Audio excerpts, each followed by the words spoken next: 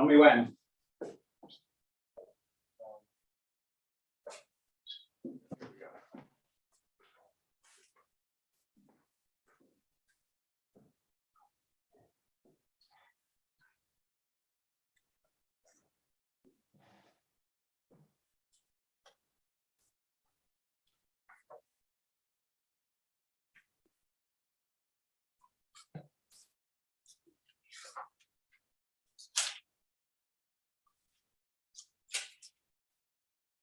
Good morning and welcome to Thursday Morning Torah.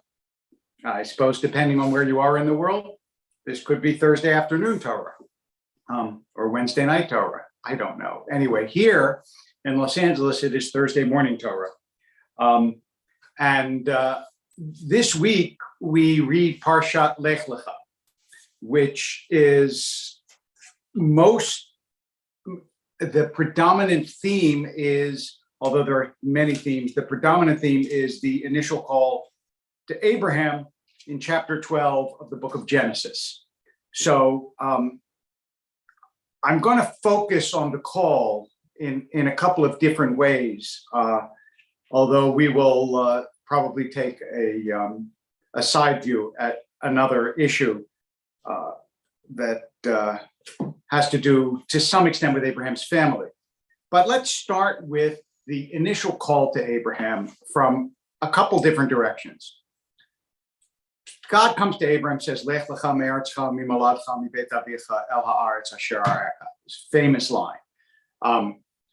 Go forth from your land, from the house, from the place where you were born, from the house of your father, to the land that I will show you. And the clear implication of the many clauses in that phrase is that God is separating Abraham from the world that Abraham knows. This is going to be a different place and a different world. And you have to remove yourself from your familiar surroundings to create a new spiritual destiny. It is interesting to note that actually Terach, Abraham's father, dies on the way there, which means that, strangely enough, he doesn't leave his father entirely in Ur Kasdim. That in fact his father takes the whole family and moves part of the way to the land of Israel. And even though his father gets a bad rap, especially in the Midrash that says he was an idol maker, that is, the rabbis say that, the Torah itself does not say that. And you're welcome to think of Terach whatever you would like, although the rabbis have good warrant, because after all, Abraham came from a world that was polytheistic and idolatrous, and so there's no reason to think that his family wasn't the same. In any case, the peculiarity of the way it is phrased in Hebrew, Lech Lecha, allows the Hasidic interpretation, go to yourself. So that this is an inward journey as well as an outward journey. And in fact, I think it is fair to say that every outward journey is something of an inward journey. That is, our experiences change us. And the more radical the experience, the deeper the knowing that can result from it. So when Abraham goes from Ur Kasdim to the land of Israel, he learns a lot about Abraham. And Lech Lecha, as I said, is also this personal journey. I remind you, by the way, as I'm speaking, that you can put questions in the chat on YouTube or on my Facebook page as this proceeds. So the other part of this that is worth, and we will pursue this thread a little bit later, but that is worth at least mentioning, is that lecha is singular in the Hebrew. That is, the Hebrew language has plurals and singulars for you, which the English language does not. If I'm talking to 1,000 people, I can say you. If I'm talking to an individual, I can say you. In Hebrew, lecha means you singular. Lachem would be plural. The fact that God says to Abraham, you go alone, but Abraham goes with Sarah and also other family, but primarily with Sarah, is a nice indication in a certain way that he thinks of Sarah as part of himself. So the Lech Lecha, even that phrase, is capable of multiple and deep interpretations, both spiritual and also familial, as well as just the very fact that this marks several kinds of beginnings. First of all, this is the beginning of the Jewish people. Up to now, the Torah is not talking about Jews. Adam is not a Jew. Noah is not a Jew. The people who build the Tower of Babel, you got the theme by now, not Jews. There is no Jew until Abraham and Sarah. And so this is the start of the great story that the Torah wants to tell. Now, you might think it's paradoxical that creation is not the great story, but the Torah is actually not a book about the creation of the world, although that is contained in it. It is a book about the creation of a people. And that's the great theme of the Torah, which is why from chapter 12 of Genesis on through the end of Chronicles, Divrei Hayamim, which is the end of the Tanakh, the end of the biblical books, from that to there, it's all about the struggles, vicissitudes, triumphs, faith, lapses, loves, all of that of the Jewish people and God. And all the characters who come in, and many, many do, obviously, who are not Jewish in the surrounding world, come in one way or another to illuminate the character and the doings of the Jewish people. In that sense, the Torah is kind of a biography of the Jews in the early days. You could also say, in a certain sense, it's a biography of God, but God, being God, doesn't really have a biography. Even though Jack Miles wrote a wonderful book that I certainly recommend to you, actually won a Pulitzer Prize, called A Biography of God, which attempts to read the Torah as though it were a biography, and asks what kind of character emerges from that biography. And it's an insightful and worthwhile book. So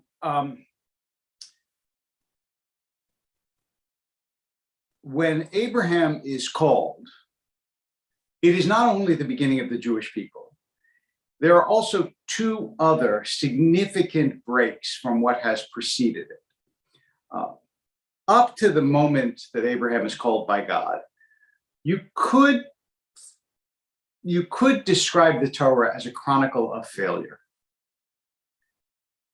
God creates Adam and Eve. What's the first thing they do, right? God says, you can do anything you want, just don't eat from the garden. Right away. I mean, don't eat from the tree of life or the tree of knowledge of good and evil. Right away, they eat from the tree of knowledge of good and evil. Right away. They leave the garden. They have kids. Two of the kids are named Cain and Abel. What's the first thing that happens? Cain kills Abel. So you've got disobedience and a murder. Then, obviously, in one way or another, the whole experiment goes awry, such that God has to flood the earth and have Noah save the remnant of creation, which is another catastrophic failure, maybe the greatest in the Torah. And then there is the Tower of Babel, which is another fiasco. And so if you read the beginning of the Torah, it is to some extent really a chronicle of failure, and illuminates at the very beginning the dark side of human beings. The Torah is not a book that is in any way naive or rose-colored about the way people are. And you see this from the first moments of description. But starting with Abraham, there's also a chronicle of achievement and of dreams and of triumph and of spirit. And the tone of the Torah changes, because it is no longer a succession of catastrophes. Abraham has his trials, 10 trials, the rabbinic literature teaches us. He's certainly not alone in the trials that face the great Jewish figures of the Torah. Moshe has, God knows, unbelievable trials. And so does every successive Yoshua, everyone all throughout the Torah. David, many trials, Ruth trials, Naomi trials, on and on and on. But their trials are not, they are not in the end failures and catastrophes. Certain individual ones are, but as a whole, even the least exalted among them, like Samson, in the end, his life has a point and has a kind of triumph.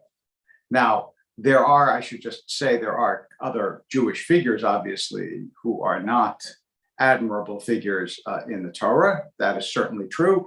But those that the Torah wishes us to understand to be in some way heroic, they have their difficulties, but they also, like Abraham, in the end, live a life of nearly unfathomable significance. And that's the third thing I want to say.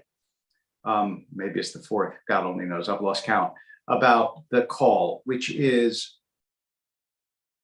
it is almost unthinkable that 3,000 years ago, I mean, it depends how you date Abraham. You want to make it 3,500 years ago, however many thousands of years ago, an individual should take it into his head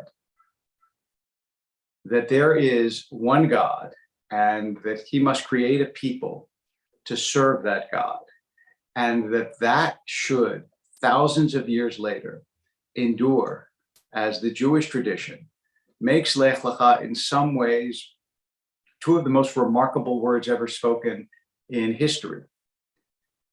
Because think about the odds that moment would endure from a world in which nothing really endures, except occasionally they dig up some clay tablets, except for these stories. And that is a reason to pause just in wonder at the reality that this still makes its way into the human world and human consciousness. Now, I would like to also add an observation that is made by the Or HaChaim, who was, I believe he was Moroccan, a Sephardic commentator of the 17th, 16th century. I have to look up his, Ben Attar was his name. I have to look up his dates. But the Or HaChaim says in his commentary, every time God comes to one of the great figures, God appears and then gives them the mission. God says to Moses, I am the God of your ancestors, and then tells Moses what he wants him to do. But with Abraham, God doesn't appear. God just says, do this. And the Or HaChaim asks why that is. And so okay, I will answer the question, both the questions on the chat in a minute, but let me just finish this point and then I will address them. The Or HaChaim says that the reason that is so is in order for God to appear to someone, they already have to have a certain amount of faith in that God. The reason that subsequent Jewish heroes have that faith, he says, is because of Abraham. Abraham gave them that faith. So Moshe already had a sort of preset in his spiritual DNA, a preset faith in God. But Abraham didn't have that. And therefore, God had to give the mission before the revelation of God's self. And this is a sort of precursor of the idea of Na'aseh v'nishma, that is, I will do and then I will learn. First, Abraham has to do. Okay, let me just, first of all, Shirley Ann asks, yes, the term Jew, it's an anachronism to use it with Abraham. He is the first Jew, but he's not called a Jew yet. He's called an Ivri, a Hebrew, which the rabbis say means because he's Aver, he's on the other side of the world from everyone who's on this side. Abraham is the beginner of the tradition that eventually comes to be called Judaism, comes from Judah and Judea. Obviously, Judah is not born yet, since Judah is the son of Jacob, who's Abraham's grandson. So Judah is his great-grandson. So yeah, that's absolutely correct. Terminologically, Abraham is not the first. He is the first person who creates a tradition that will eventually be called Judaism, but he didn't go around saying, I'm a Jew. He didn't speak English anyway. So, okay, the next, Sandy Kress, whose stuff you should also read, by the way, and you can find him on Twitter. That's how I find him, but Sandy writes beautiful stuff. Is it possible the Torah made the turn from idolatry first? That he'd begun the journey and fell short, died before its completion? Abraham went to meet his possibility of tshuva, has changed from the radical change from failure to Abraham. So yes, I think that it is certainly true that it is possible that Abraham struggled with this, and that the Torah struggles with this. And there's lots and lots of evidence, which you may or may not be aware of. I mean, you are, Sandy, but people may not be aware of that, idolatry was rife in ancient Israel. There were a lot of idolaters in ancient Israel. And it is a constant struggle, and monotheism did not triumph until much, much later. How much it triumphed in Abraham's own mind is something that we can't know. Obviously, according to the rabbinic tradition, Abraham was a thoroughgoing monotheist because the rabbis do put, they do retroject later beliefs onto the avot, onto the forefathers. And Claudia says, could it be that each failure in Genesis is a foreshadowing of the commandments to follow, killing, so showing the wrongs and how to make them right? It's certainly true for some of them. That is absolutely true. Because remember, I remember this in a point of one of my debates with Christopher Hitchens, where he said, oh, it's so stupid. You think that nobody knows that it's wrong to murder until God says that on the mountain at Sinai? And I said, no, it's obvious in the Torah that people know that it's wrong. Because when Cain kills Abel, and that's long before Sinai, the Torah condemns it. So the Torah doesn't believe that you have to learn it's wrong at Sinai. What you learn at Sinai is that it is woven into the fabric of the universe, and it is the command of the Creator. That's what you learn. But that it is wrong to kill, that is presumed, obviously, already in the directives of the sort of fabric of nature at the very beginning. I mean, Adam and Eve know that it's wrong to listen to God, not to listen to God. And Cain knows that it's wrong to kill Abel. Although, by the way, interestingly, there is a midrash, the rabbis liking to explore every possible nuance of the text.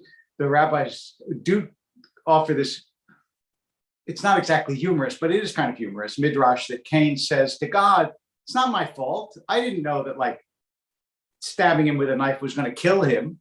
I've never seen a dead person before. I've never seen a murder before. Why are you blaming me? But it's clear from the text that the assumption is that Cain knew what he was doing and knew that it was wrong, which is why he says, Gadol avoni means so. It's good. My sin is greater than I can bear. He wouldn't say that if he didn't know that he sinned and didn't have a conscience, which he obviously did. Okay, so the other really important thing to emphasize here, and especially, by the way, in our day, to emphasize, is that Lech Lecha is about going to the land of Israel. And those of us who live outside the land of Israel tend sometimes to downplay how much the Torah is about the land of Israel. And God says, go to the place that I'll show you. God doesn't specify the journey, which I mentioned earlier this week, I think on Facebook, it's this beautiful quote from Martin Buber, that all journeys have the destinations of which the traveler is unaware. But nonetheless, it is manifest that the land of Israel is central to the meaning of the Torah. And this is thousands of years ago that the land of Israel is central to the meaning of the Torah. And so central that I'm going to tell you a fascinating fact that I actually should write about, will write about, intend to write about, and have not written about, which is that the last verses of the Torah, and when I say the last verses of the Torah, I don't mean of Deuteronomy. I mean, in the way that the Hebrew Bible is constructed, the Tanakh, Torah, Nevi'im, Ketuvim, the 5 books, the prophets, and the writings. The last book of the Torah are actually 2 books. They're divided up into 2 books, which is very long, Divrei Hayamim, Chronicles, which is sort of a retelling of the story of Samuel to a great extent, but some other stuff too, and not exactly the same, and so on. It doesn't matter. At the moment, let's leave that aside. It is the final book of the Tanakh. And here is the final verse of the final book of the Tanakh. Thus said King Cyrus of Persia. Okay, this is during the Persian Empire when Cyrus allows the Jews to come back. Okay, the Lord God of heaven has given me all the kingdoms of the earth and charged me with building him a house in Jerusalem, which is in Judah. Any one of you of all his people, the Lord God be with him and let him go up. In other words, the last verse of the Torah is a kind of parallel. It is an invitation to make aliyah. Let him go up. Anyone who wants to, says Cyrus. Remember that the history of Cyrus was that the Babylonians conquered the southern kingdom. The Assyrians had already conquered the northern kingdom. And eventually, and they exiled all the Jews, the Babylonian exile, Tisha B'Av, Lamentations, the Jews are in exile, they're in Babylonia. Comes the Persian Empire under King Cyrus, conquers the Babylonian Empire, and Cyrus says to the Jews, go back if you wish to the land of Israel. Some did, some didn't, but they were able to go up. That's the history behind it. But the spiritual brackets are very beautiful and powerful. That is, Cyrus says the same thing in a certain sense, which is, if you wish to make aliyah, if you wish to go up to the land of Israel, if you want once again to be able to inhabit your land, just as God says to Abraham, you may do so.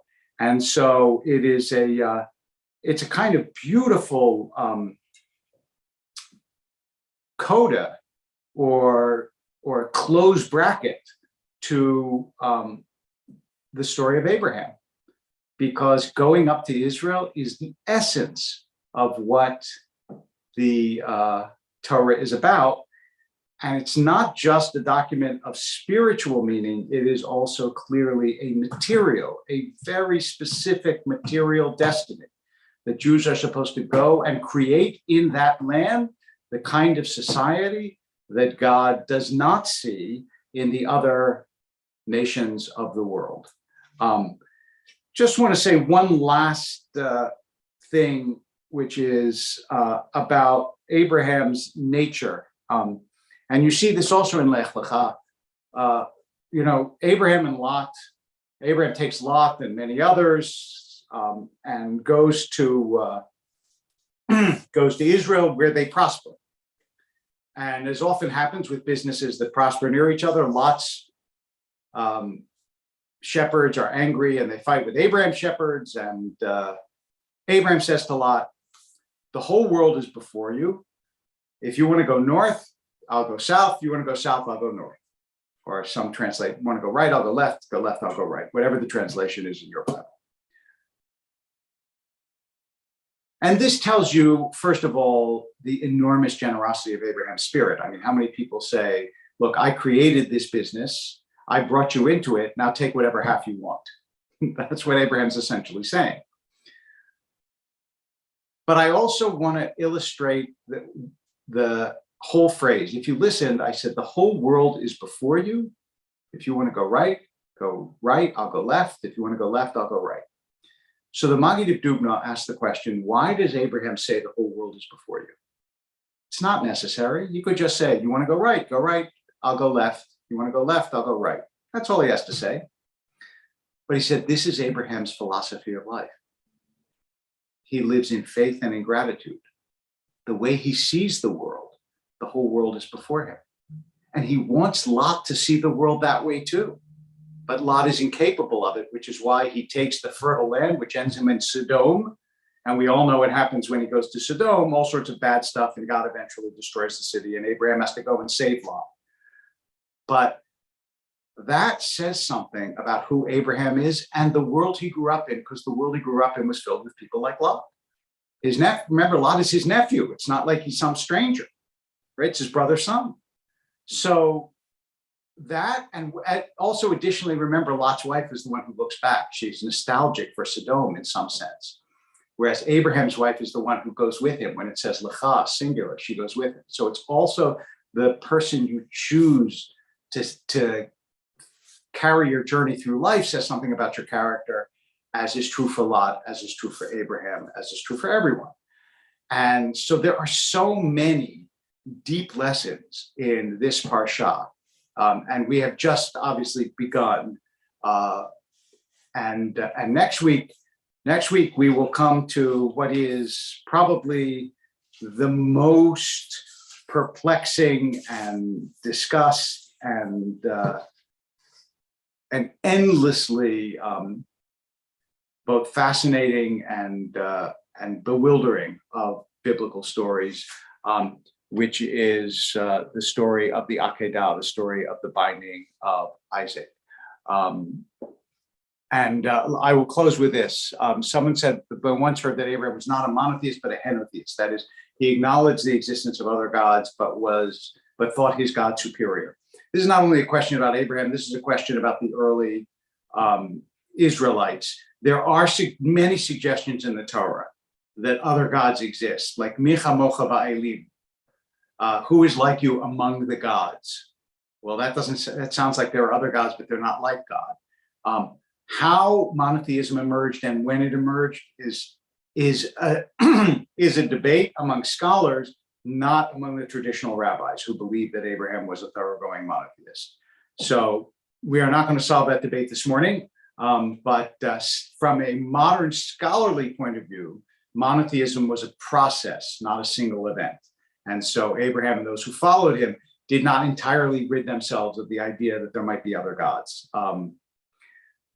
But we have, I think, most of us have.